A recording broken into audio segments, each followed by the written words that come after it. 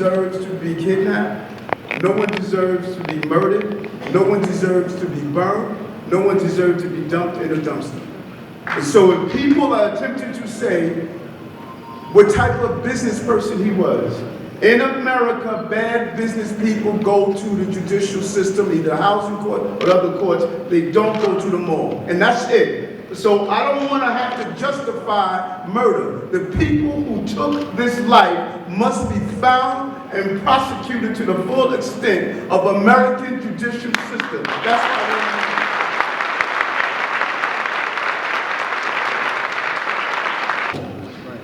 there is no justifiable means of taking the life of an individual in America. And that's why we are here today. We're here today to ask the New York Post to immediately print an apology not only to Brooklynites, but to the 8 children that are left without a dad, to the wife who's left without a husband.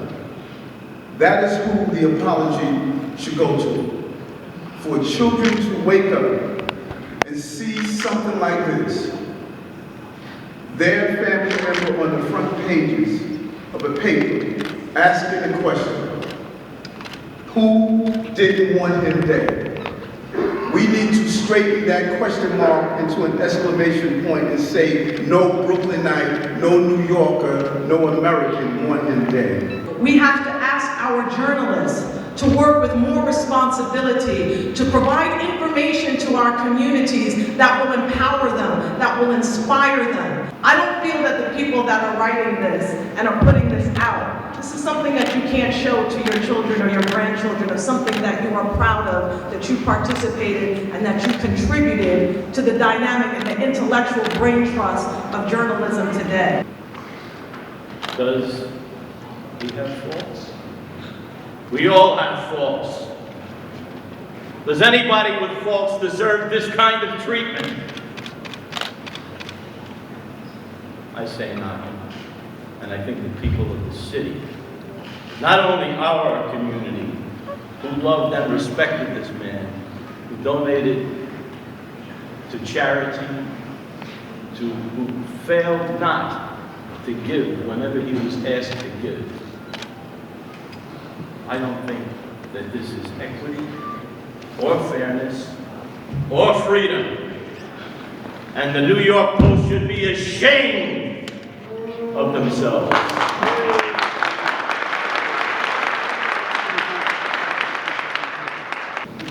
This is outrageous and unacceptable. The press should be assisting in finding the killer and not disgracing this person, his family, and his community. Where are the journalists trying to find out who is responsible, for those responsible for this gruesome act? I respect freedom of the press, but where is the responsibility? As Councilman Lentil just mentioned, we are disgusted, we're outraged, and we are appalled that the New York Post would dare celebrate on their front page the murder of an innocent New Yorker. That is despicable. Even Osama bin Laden, when he made the front page of the New York Post, he, a terrorist who killed thousands of our citizens, got better treatment than a businessman, than a father, than a community leader. And that is why we are so outraged here today. I call on the Anti-Defamation League to protest this malicious libel. That organization was founded after just this kind of journalism led to the lynching of Leo Frank in Atlanta, Georgia, a century ago. And I call upon all communities to condemn such actions and not to condone it like the New York Post. We're all together here as one, united, and that is the way we should all be as New Yorkers. Thank you.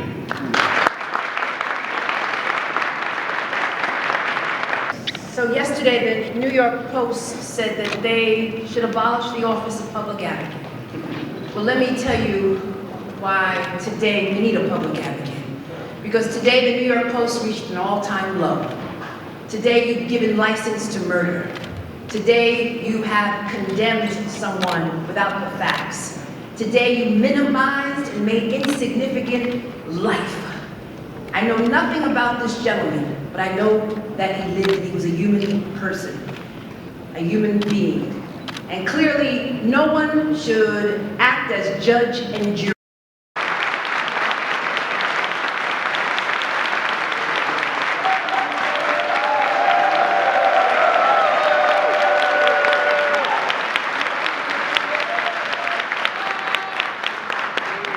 Every government elected official should withdraw any governmental notice from the New York Post.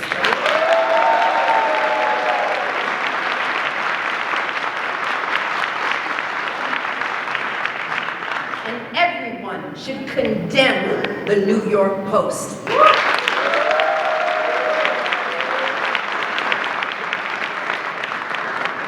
And to the New York Post, thank you for reminding me why we need a New York City public advocate.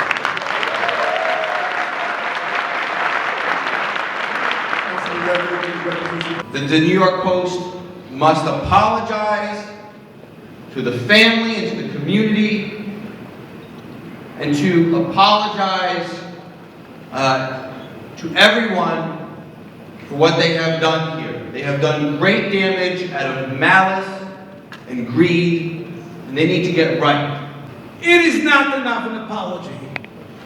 We have seen in the newspaper numerous times how they present our community. We want to see not a one-time apology admitting the error and damage they have done to the entire city. We want to see their future action.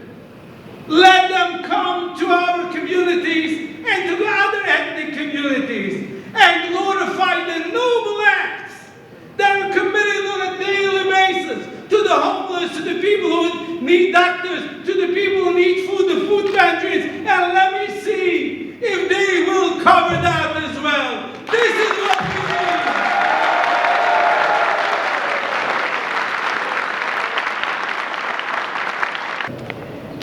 I was with many community leaders when we went to break the news for the family.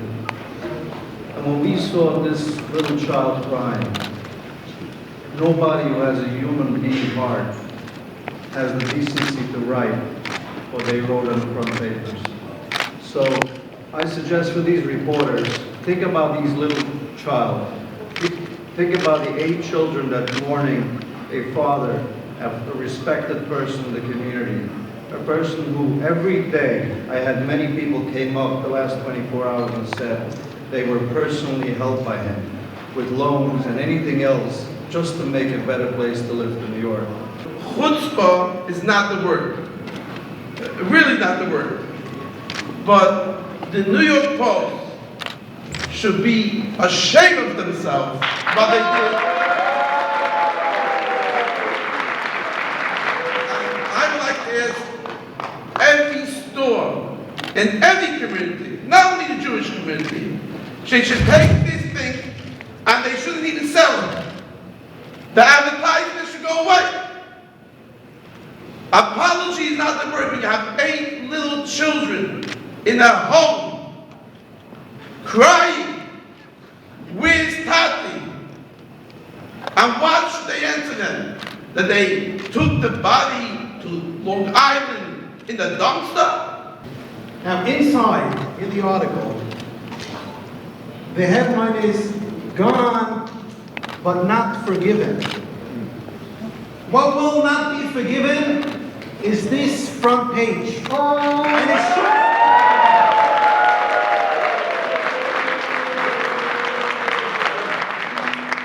We are already seeing the fruits of this front page. Let me read to you what I saw on the internet, Twitters, blogs, and whatnot. One, quote, "Every New York City slumlord deserves the same fate. Your little Hasid police force and Escalant ambulances can't protect you from the real world. There's another quote. It would be a better world if these kidnappers rounded up all the slumlords in New York. Terrible. We are a nation that embraces freedom of speech, but words can do harm sometimes to people. Hateful words, insightful words, derogatory words. If the Holocaust has taught us anything, it is this. We need to condemn hate and hateful speech in its infancy. Today I stand shoulder to shoulder with all of the elected officials, community leaders, to condemn this hate and this hateful speech. May God comfort the family members, the wife, the 8 little children, the youngest of which will never get to know his father. Thank you, and God bless. I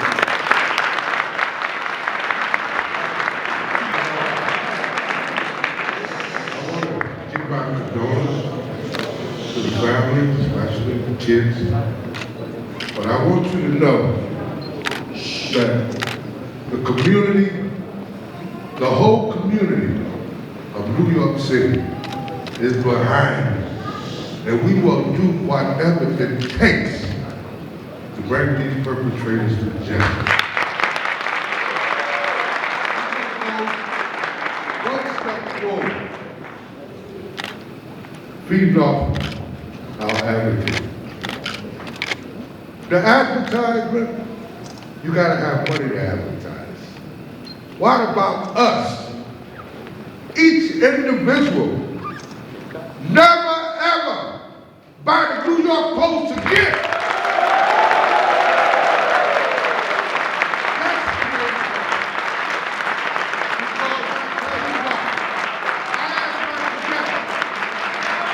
Who are we? We're all family because there's one race, and that's the human race. So we need to all just come together. And when they violated that man, they violated all of us. And we're not going to take it.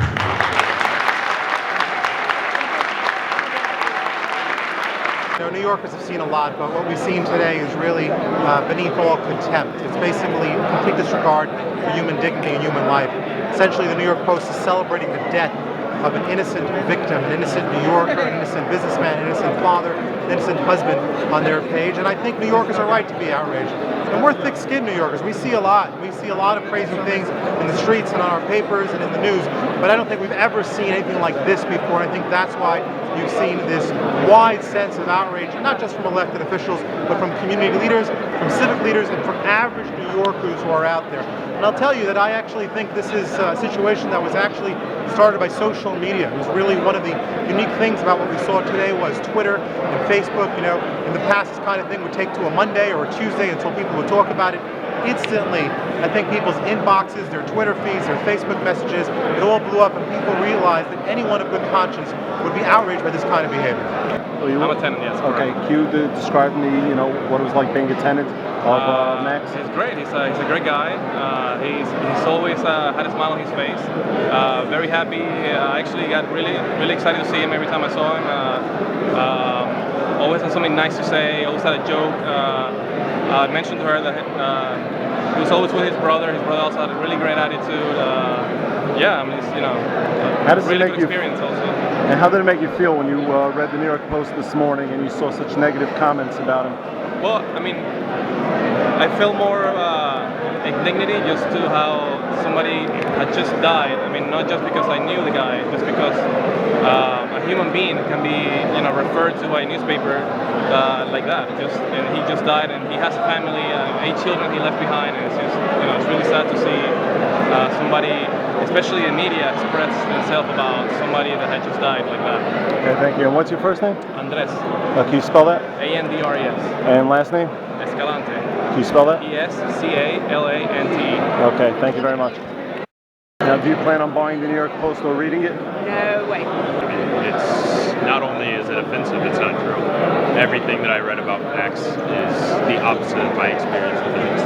And how many? He's been, besides being a really friendly guy and a great landlord, you know, he's just probably the best landlord I've ever had. So to be reading that, you know, that he's a slumlord, you know, it was a mean thing to say about him, but it's also just a lie. So. Now, do you plan on reading the New York Post from now on? I wouldn't buy it. I would never buy it. So I would get my information elsewhere.